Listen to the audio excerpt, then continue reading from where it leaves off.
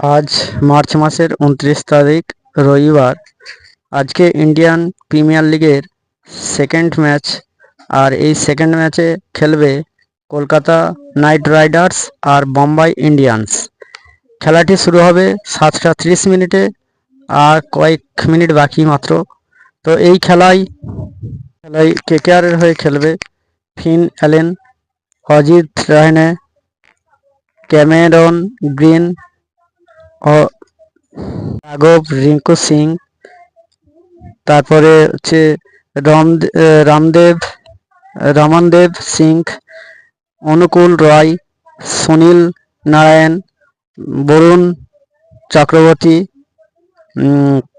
Arora and Blessing মৌজারা।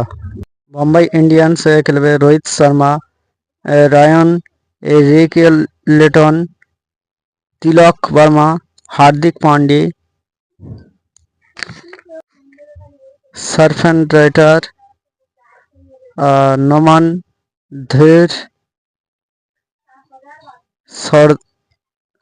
সরদরুল Thakur, Mayank মার্কন্ডে,